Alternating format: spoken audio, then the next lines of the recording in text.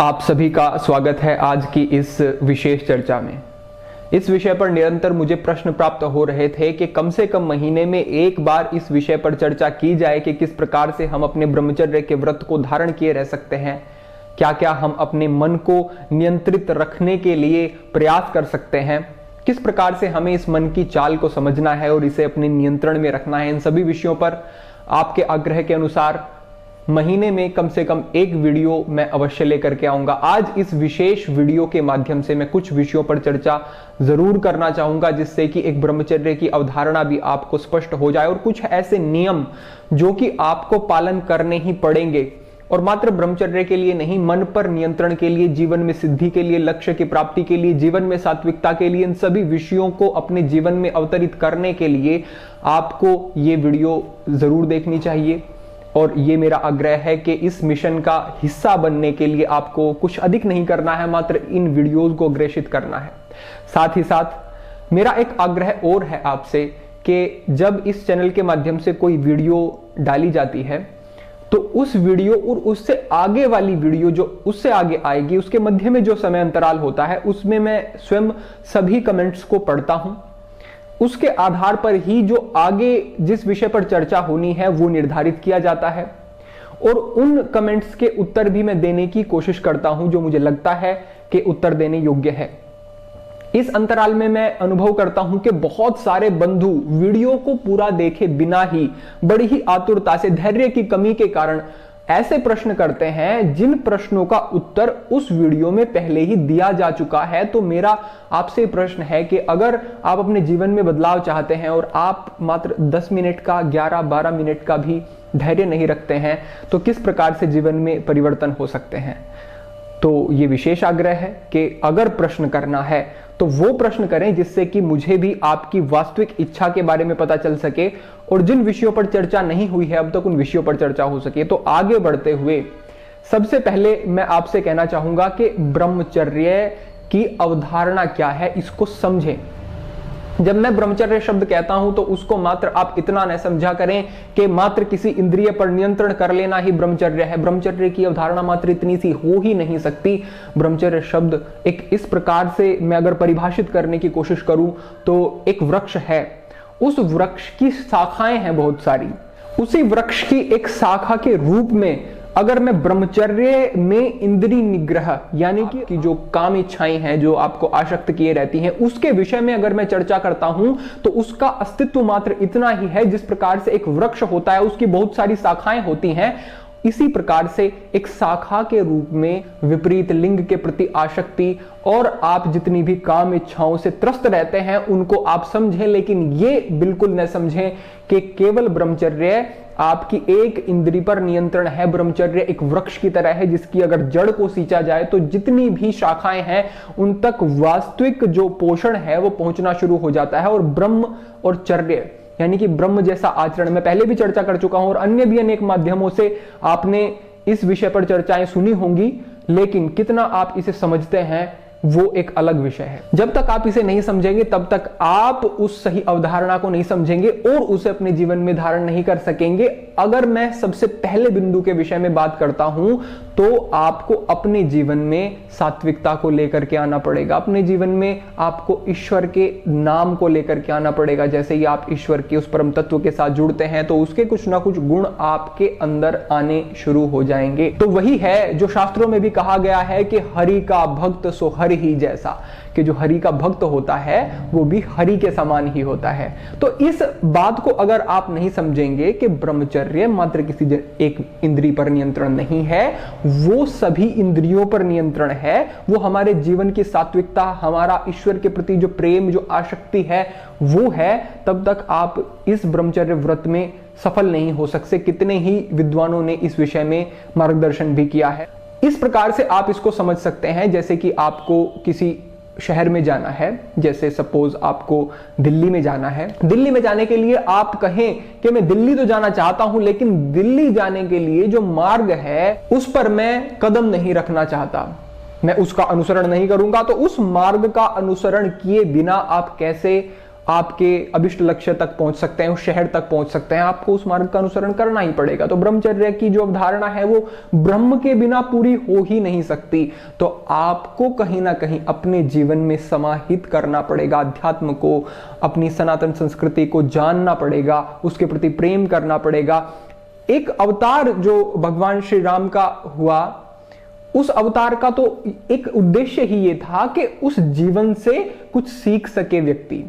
भगवान ने अवतार लिया और ऐसा जीवन जी करके व्यक्ति को बताया कि अगर इन सभी नियमों का अनुसरण करोगे, अगर इन सिद्धांतों को अपने जीवन में लेकर के आओगे, इस तरह से जीवन व्यतीत करोगे, तो निश्चित रूप से आपके जीवन में सर्वत्र आनंद ही आनंद होगा। भगवान ने स्वयं जी करके बताया है। अगर आप उसे नहीं समझते हैं, उसे नहीं देखते हैं, उसे अनुभव नहीं करते हैं, मात्र देखना नहीं, उसे आप अनुभव करना जब शुरू कर देंगे तो आप पाएंगे कि मन शुद्ध होना शुरू हो गया, मन में पवित्रता आनी शुरू हो गई। तो मेरा सबसे पहला जो बिंदु है वो आपके लिए ये सुझाव है कि अपने जीवन में अध्यात्म को लेकर के आएं। उसके लिए जो सबसे अच्छा मैं माध्यम कहूंगा वो श्रीमद् भागवत गीता है। श्रीमद् भागवत गीता के विषय में मैंने पहले भी एक अलग से वीडियो के माध्यम से बताया है। जो बहुत सारे बंधुओं के प्रश्न थे कि हमें भगवत गीता हम पढ़ना चाहते हैं लेकिन हमें समझ नहीं आती है, तो किस प्रकार से आप पढ़ें, कौन से प्रकाशन की पुस्तक के माध्यम से आप पढ़ें, इन सभी विषयों पर चर्चा की है, जाकर के वो वीडियो देख सकते। तो इससे आगे बढ़ते हुए अगर मैं बात करता हूं तो आगे एक और महत्वपूर्ण विषय है, वो है आपके जीवन की सात्विकता। यानी कि आप इस प्रकार से समझें कि हमारे जीवन में बहुत सारी चीजें आती हैं, बहुत सारी घटनाएं आती हैं, बहुत सारी चीजों का हम प्रयोग करते हैं, बहुत सारी चीजों के प्रति हम आसक्त रहते हैं, लेकिन दो प्रकार की वस्तुएं होती हैं। एक जो हमें बाहरी जगत से जोड़ती है, एक जो हमें अंदर जुड़ने के लिए प्रेरित करती है दोनों साधन ही, लेकिन ऐसे साधन का अगर आप प्रयोग कर रहे हैं जो कि आपको अंतस की यात्रा की तरफ लेकर के जाता है, आपको अंतस से जोड़ने की कोशिश करता है, तो कहीं ना कहीं आप सही मार्ग पे हैं, ऐसा समझ लें। जैसे कि एक पुस्तक आप पढ़ते हैं तो वो भी एक साधन ही है, और एक फोन में लेकर के आप कुछ अश्लील तस्वीरें देखते हैं, अश्लील वीडियो इत्यादि देखते हैं, तो वो भी एक साधन ही है।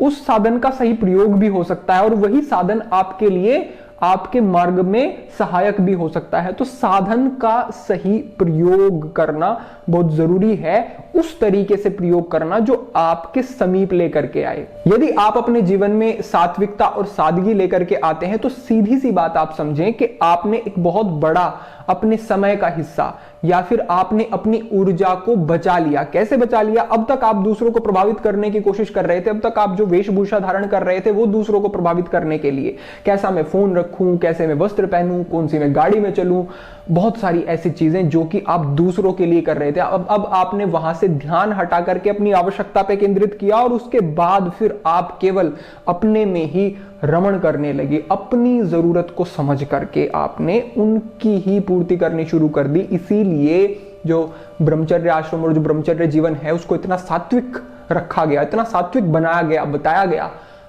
शास्त्रों में। तो ये बहुत जरूरी बिंदु समझें कि जो ब्रह्मचर्य व्रत को धारण करना चाहते हैं वो सादगी जीवन में लेकर के आए, वो वैसे वस्त्र पहने जो कि दूसरे को दिखाने के लिए। अच्छा पहनने से कोई आपत्ति नहीं है, अच्छा पहने, साफ सुथरा पहने, लेकिन जहां मन में आपके एक भाव आ गया ये कि ये मैं दूसरे के लिए पहन रहा हूं, ये मैं दूसरे को दिखाने के लिए कर रहा हूं, ये अमुक मुझे विवाह में जाना है, वहां ऐसे ऐसे ऐसे ऐसे वस्त्र लोग पहन करके आएंगे, वैसे कपड़े मुझे पहनने हैं, वैसी गाड़ी मुझे रखनी है, तो यहां पे बड़ी समस्या हो जाएगी। एक ब्रह्मचारी का ऐसा व्यवहार होगा तो फिर वो ब्रह्मचर्य में स्थित रहे, इस बात की कोई संभावना नहीं, क्योंकि दूसरों पे आश्रित आसक्त हो गया।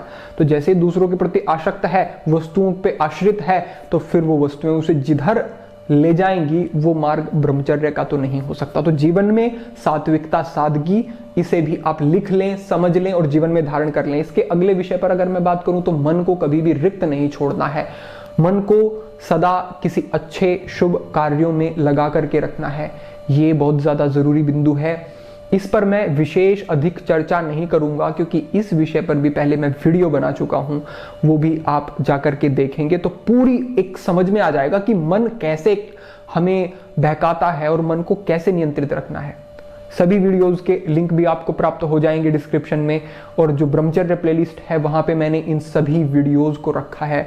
और मैं अगर अपना एक व्यक्तिगत अनुभव कहूं कि अगर इतनी ही जानकारी जो मैंने आपके साथ साझा की है, मात्र इतनी ही जानकारी लेकर के आते हैं जीवन में, तो केवल आप ब्रह्मचर्य में स्थित ही नहीं होंगे, साथ ही साथ आप कुछ ऐसा करेंगे अपने राष्ट्र समाज के लिए, अपने जीवन को आप उस दिशा में ले जा सकेंगे जो कि वास्तव में आपको कुछ ही वर्षों के अंदर अनुभव होगा कि मेरा जीवन सार्थक हो गया है। आप ये समझ लें कि ये मार्गदर्शन केवल एक दिशा में कार्य कभी नहीं करेगा। ये मार्गदर्शन आपको जीवन के हर पक्ष में सिद्ध करने के लिए, आपको वहां पर बेहतर आपकी पूर्ण क्षमता योग्यता का प्रयोग आप जिससे कर सकें, ऐसी व्यवस्था आपके लिए है। तो इनको आप देखें और समझें। इससे अगले विषय पर अगर मैं बात करता हूं तो वो विषय है सात्विक भोजन।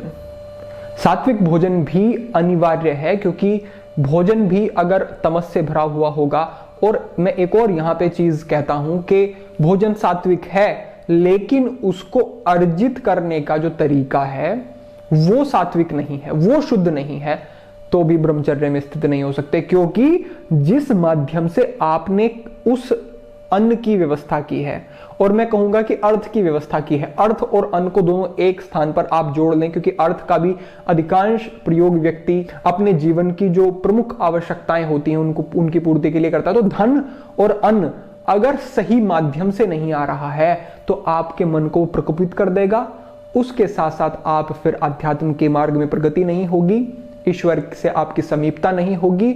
और कहा भी गया है कि अथ श्री कृष्ण नाम आदि न भवेत ग्रहम इंद्रिय, अर्थात भगवान श्री कृष्ण का नाम अपवित्र इंद्रियों अपवित्र भावनाओं से नहीं लिया जा सकता। तो अगर सात्विकता चाहिए और अगर इस स्तर पे सिद्ध होना है तो उस अन्न और उस धन को अर्जित करने का जो माध्यम है उसको भी सही बनाए रखें। ये भी आपके लिए बहुत जरूरी है। और ब्रह्मचारी के लिए विद्यावान होना बहुत जरूरी है।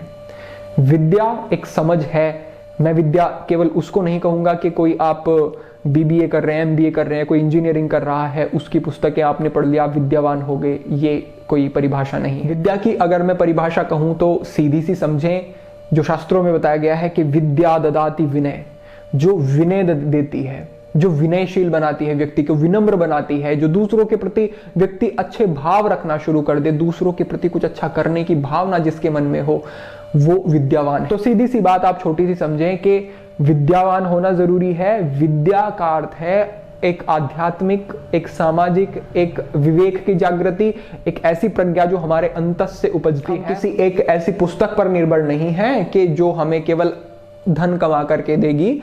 हम अंदर से ऐसी चीजें विकसित कर रहे हैं जिससे कि हम विद्यावान अनुभव करते हैं अपने आप को। तो ऐसी विद्या भी एक ब्रह्मचारी के पास होनी चाहिए, इतनी समझ होनी चाहिए। तो ये कुछ छोटे छोटे विषय जिन पर हमने चर्चा की, और ये बात आप मन में धारण कर लें कि आप अपने आप को ब्रह्मचारी बिल्कुल न समझें।